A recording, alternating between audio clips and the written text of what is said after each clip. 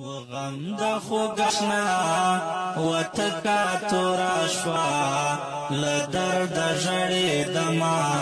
لدرد ژړې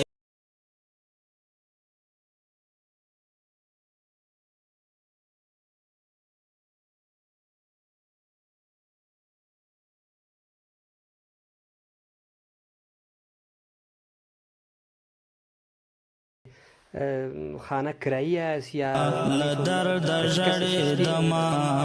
لدرد ژړې دما انصر سرا ومناس ورته تنها لدرد ژړې دما لدرد ژړې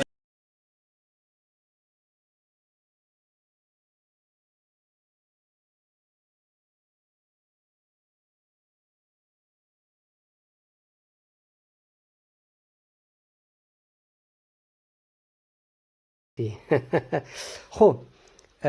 ببخشید سرپرست این خانه مختصر برای بگویم که مشاور کی فوت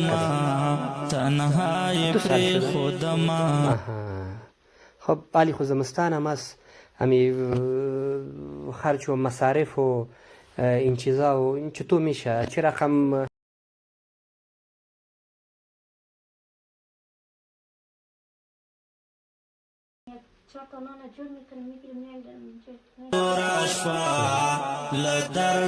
علی 2 تا بچه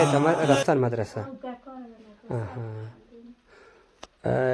این یکی کلانش هست دومیش بچه هست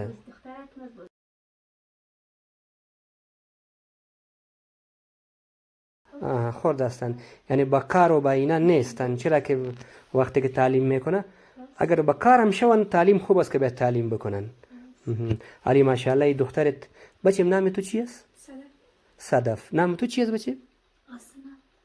حسنات چه نام خوب صدف هم خیلی نام خوب است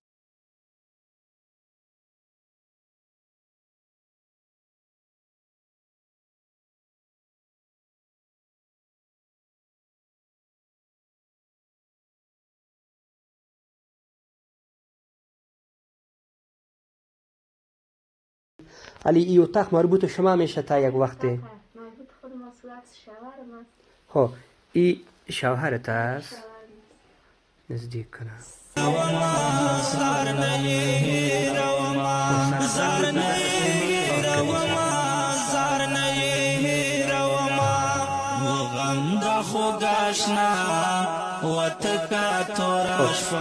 ببخشید این خانه گفتی که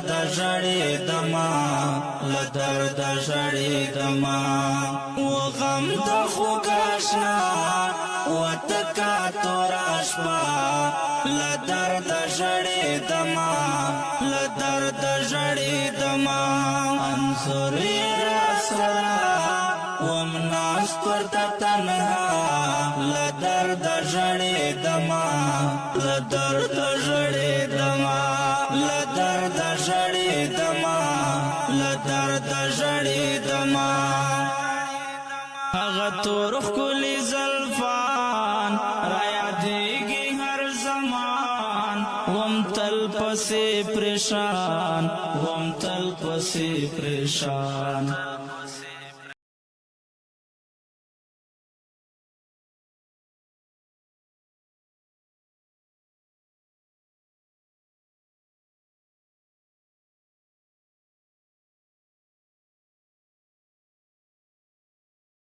بیا یک اتاق دیگه بیش تا که جیب کار پیدا شد خب علی اینجا چی جور کردی بخیر؟ بشکرکای رو گل میکنه میمانیم زیرش میشینیم بعد از این خب برف میایه باران میایه مثلا چوب و بخاری و این چیزا نه اونی که نداری خب بعد از این وقتی که سرد شوه باید هم داشته باشی چرا که اشتکه هستن و تنها اشتکه نه کمی کلانه طاقت برف و چیزا ندارن نه؟ خدا خیر کنه انشالله همه چیز به خدا میسپاریم انشالله که خداوند خیر میکنه